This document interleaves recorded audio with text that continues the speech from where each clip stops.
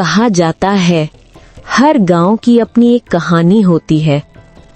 कुछ कहानियां सुनाने के लिए होती हैं और कुछ कभी दोहराने के लिए नहीं। देवली गांव की वो कहानी आज भी हवा में फुसफुसाती है। अमावस की रात। काका, हर बार जब मैं आता हूँ आप कोई ना कोई डरावनी कहानी ही सुना देते हैं। अब तो गांव वाले भी आपकी बातें सुनकर हंसते हैं। बेटा, हंसी अच्छी बात है, पर कुछ बातें मजाक नहीं होती। अमावस की रात उस नीम के पेड़ के नीचे कोई नहीं जाता। और वहां कौन रहता है काका, भूत या चुड़ैल? ना बेटा, वहां छाया रहती है। जो एक बार दिख जाए वो फिर कभी इंसान नहीं दिखता। कितने साल हो गए मीरा, तुम अब भी यहाँ हो? गांव नहीं बदला राघव, बस लोग बदल गए हैं। काका कह रहे थे तेरी माँ के साथ कुछ हुआ था उस नीम के पेड़ के पास। हाँ, वही रात थी अमावस की। माँ वहां गई थी और फिर कभी वापस नहीं आई। मुझे माफ कर मीरा, मैं बस पूछ रहा था। मैं अब डरती नहीं, बस हर अमावस की रात खिड़कियां बंद कर देती हूँ, क्योंकि हवा के साथ कोई आवाज आती है। मीरा, दरवाजा खोल।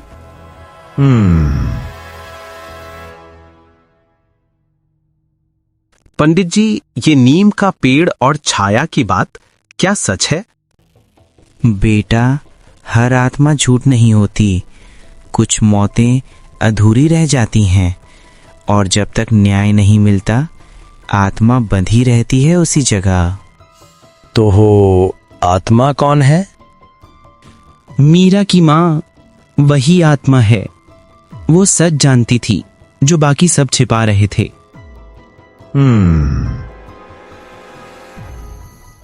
अमावस की रात, गांव में सन्नाटा।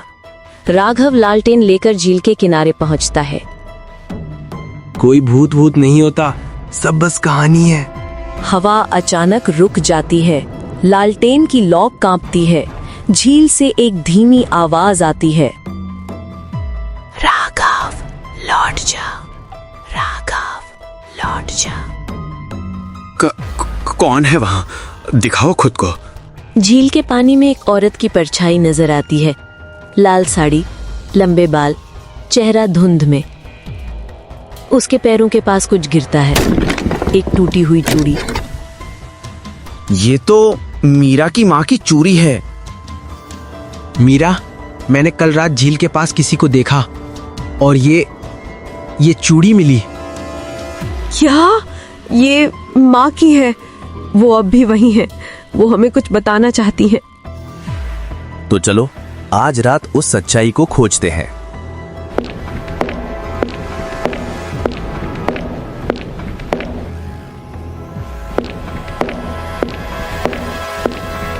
यहाँ कुछ गढ़ा हुआ लगता है, मिट्टी थोड़ी अलग है। वो जमीन खोदता है।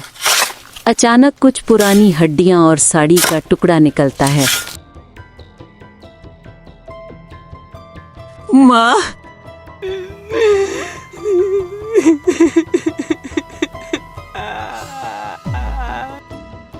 पंडित शिवनारायण, तुमने गलती कर दी। वो आत्मा अब चैन से नहीं बैठेगी। आपने उन्हें मारा था ना? आपने मेरी माँ को जिंदा दफनाया था। नहीं, वो मुझे सच दिखा रही थी।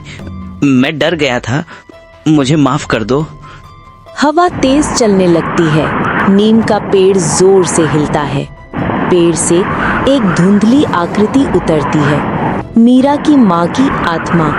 शिव नारायण, तूने मेरा व्रत तोड़ा, मुझे झूठा कहा, मेरी आत्मा को बांध दिया। माँ, अब सब जान गए हैं, आपको शांति मिल जाएगी।